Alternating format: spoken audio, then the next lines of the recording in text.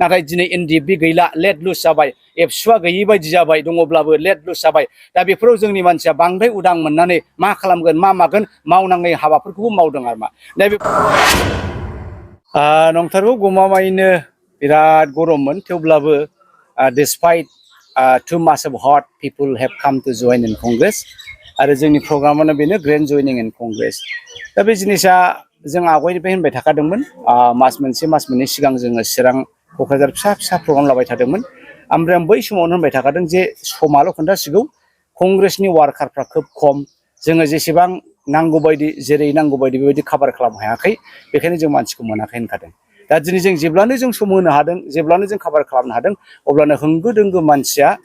जोंनियाव जइन जाफैदों जेराव दिनै माबायानो कंग्रेसनि मालायानो 270 बे थोआखसै बेनिफ्राय जोङो बिहु गामसा बायबावबाय 100-150 था आरोबाव आर'नाइ बायबावबाय थेवब्लाबो थोआखसै दा बेफोरनो मोनसे बिराद गिदिरथार इंगित दे दहाय भुपेन कुमार बरा बिथां होननाय बायदि जे जोंनि सरकारा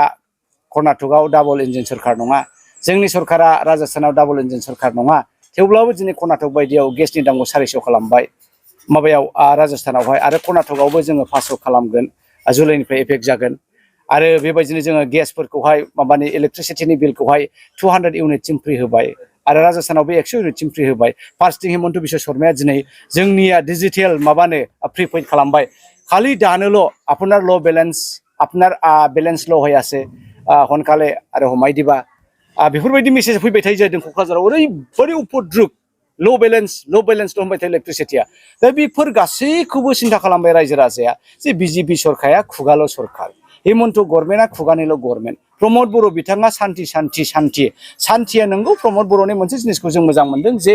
बिटिआरआव प्रमद बर' सासन खालामनायनि उनावहाय मानसि बुथारनाय माबा ओरै खालामनाय बेफोरबायदिया गैया जादों बेखौ जों बाख्नायथारनांगोन आरो नङा होमबा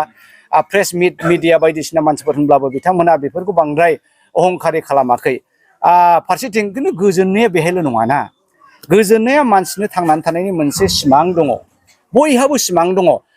मा उन्दै मा गेदेर मा गरिब मा धोनि गासैबो मानसिया मोनसे सिमां थायो बे सिमांखौ जेब्ला जों टारगेटखौ होसोनो हाया अब्लानो जोंनिया असान्ति जोनोम जायो दा मावनायाव दांनायाव जानायाव लोंनायाव बेफार बानिज्य जोंहा सान्ति गैला बेंगलिफोर गोन्दो बेंगलिफोर फैदों दिनै बासुगावनि बेंगलि क'क्राझारनि बेंगलि 70 जनसो हाबदों दिनैहाय दा बिथांमोना माने गासिबो बिथांमोना बिजनेस कमिउनिटि दा जों बिथांमोना जे बेबसाया दिनै बिजेपिनि उनावहाय जोंनि बेबसाया डाउन जाबाय खुनुरुखुम न'खर बासायनोल' थायो स्कुल कलेज फरायनो जोंहा एक्सट्रा फैसा गैला आरो बायदि सिमां नुनो बाइक बायनो उमुक बायनो एक्सट्रा फैसा गैया दा जोङो बिजेपिखौ मानो नांगौ नङाब्ला बयबो साधारनावनो बुजियो जे बेंगलिफ्रा माबा बिजेपिखौ मोजां मोनो दिनै बेंगलियानो फैदों जों जइन जाफैदों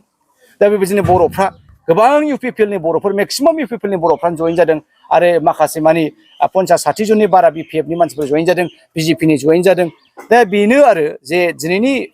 मा बर' मा हारसा मा बर' मा मुस्लिम मा बेंगलि मा राजबंसि मा नाथ गासैबो बे सरकारनि सायाव गोजोननाय गैलिया बे सरकारा जोंनो रैखाथि होनो हानाय नंला जोंनि थांनानै थानायाव मावनायाव दांनायाव बिथांमोनहा जोंनो जेबो सिमां नुहोला दा बावहाय जों थानानै मा लाब बेखायनो जोङो कंग्रेसावनो थानोसै कंग्रेसाव थायोब्ला जोंहा लाब दङ आरो लाबा बेनो नोङो सिन्था खालामदो दिनैहाय सान्थिया नैबेबो बे माबा हिमन्त बिश्व शर्माया दाखालि जि जाथारि बाथ्राखौ बुंबाय हमें इस बार तेलेंगाना में राम राज्य बनाएगा राम राज्य হাজার বছৰৰ আগৰ রাম রাজ্য আছিল নহয় জানো সেই রাম রাজ্যত আমি এটা অনুমানে কৰিব পাৰে তেতিয়া কাৰেণ্ট নাছিল লেণ্ঠনে আছিল কেৰাচিন দি জ্বলোৱা তেতিয়া চাইকেল নাছিল গুৰুৰ গাড়ী আছিল ভুসৰ গাড়ী আছিল ঘোঁৰাৰ গাড়ী দি চলা ফেৰা কৰিছে মটৰচাইকেল নাছিল বাছ নাছিল এৰোপ্লেন নাছিল হসা হসিকৈ এই পূৰ্ব কালৰ সময়ত আমি কিয় গুচি যাম এইটো পাগল নাকি গোটেই ভাৰত বাকি পাগল বনাইছে বিজেপিয়ে এই গোটেই বিজেপি একেবাৰে মিছলীয়া 100% মিছলীয়া এই গোটেইবোৰক সহ্য কৰিব নোৱাৰা হৈছে ৰাইজসকলে এইসকলে আজি কংগ্ৰেছত যোগদান দিছে 3.5 কোটিৰ ওপৰত আৰু এই কয়েকদিনতে আৰু দলে বলে কংগ্ৰেছত যোগদান দি থাকিব আৰু এইটো কোনেও ৰখিব নোৱাৰে বহুত মানুহে কৈছে কংগ্ৰেছৰ লগত পইচা নাই গৰ্জনৰ লগত পইচা নাই হসাকে মোৰ লগত পইচা নাই কিন্তু ঈশ্বৰ আল্লাহ ক'ৰ পৰা দি আছে ইমানখিনি মানুহ আমি যোগদান কৰালে এইটোৱে আচৰিত কথা नङा सिम्पल एग्जाम्पल नोंथाङा सों बिजेपि आरो कंग्रेसनि तुलनायाव আজি तारिखत बिजेपिर आमोলত बिजेपिर नेताসকলে নিজে খায় रायजসকলক নিদিয়ে कंग्रेसनि आमोलाव नोंगौ कंग्रेसनि नेताफ्रा जायोबोमोन आरो मालायनोबो होयोमोन आरो बाबा नोङो जायाबा बोरै थांगोन लावखारा गुमग्राया जुदि बोलो गोरा जायाबा बे मेन्दाफोरखौ बोरै गुमनो हागोन दा कंग्रेसनि फिलसफि आलदा बे डेमक्रेसि नालाय बाय दा पिपल फर दा पिपल अफ दा पिपल गावबो जागोन आरो रायजो राजानोबो जाहोगोन आरो मा मावनायाव दांनायाव गासिबो बेफार बानिज्यआव कंग्रेसनि आमोलाव मोनो दा बेनो सिम्पल बिजेपि आरो कंग्रेसनि फारागा आरो जोंनि डिजाइना जोङो गभर्नमेन्टआव फैयोब्ला बिराद सिम्पल जोङो रायजो राजानि खोथाखौ खोनासंगोन रायजो राजानि दुख बेदनाखौ जोङो खोनासंगोन आरो रायजो राजानि माखासे ग्राउन्ड स्केलावहाय बोरै लार्ज स्केलाव जोङो साख्रि बाख्रि होनो हायो नुखानायखा रोखा रोखा आंनि आखाइथारायाव आं साननो हाङो खिन्थु माखासे खोथाखौ गर्जना कंग्रेसआ पावाराव फैयोब्ला माब्रैहाय रायजो राजानो थांनानै थानाय सुबिदाखौ मोजां खालामगोन बे खोथाखौ आं इलेक्सननि समाव बुंगोन गासिबो खोथाखौ बुंबानो प्रमद बर'आ दानो गर्जननि खोथाखौ खावगोन हाग्रामायाबो खावगोन गावसिनि मेनिफेस्ट'आव लिरगोन ओंखायनो दिनै माखासे गोनांथारफोरखौ आङो बुंथ'ला लामसामा बेनो गर्जनाव मा बर' रायजो राजाल' गासै बिटिसि बासिनि जनगोष्ठीफोरनि थाखायबो मोनसे डिजाइन दङ जे बयबो बिदा फंबाय अनलायनानै एखेबारे राजा फिसाफोर बायदि जोङो रायजो जानो हागोन दालां गैयैखौ जोङो दालां खानायखौ फ्लाइअभार गैयैखौ जोङो फ्लाइअभार खालामगोन आरो बेफार बानिज्य इन्डास्ट्रिखौ जोङो खालामगोन क'क्राझार आरो गसाइगाव इन्डास्ट्रियेल हाब जागोन एन्टायार नर्थ इस्टनि बे चिकेन नेक बाहायनो गासिबो बिजनेसखौ जोङो आड्डाखौ जों खालामगोन बिनिफ्रायसो गुबुन रायजोखौ जों स्टेटफ्राव साप्लाइ जागोन दा बिनिफ्रायबो जोंहा मेरला एमप्लयमेन्ट जेनेरेट जागोन बे सिम्पल एग्जाम्पल आरो माखासे जोंनि अन्थाइनि राहा दैनि राहा बायदि बायदिनि राहा आरो बांलादेशआ जोंनि सुबुरिया एखे न' उसुंनि मानसि जों बिनिफ्राय बिराद गिदिर मोनसे बिजनेस आड्डा खालामनो हायो बेखौ नोङो दिल्ली गुजरात बायदि बायदियासो लांबाय थायो जोंनि जायगायावनो खालाम आरो जोंनि जायगानिफ्राय जों बिसोरनो हरगोन माखासे सिम्पल आइडियाखौ आं होबाय जे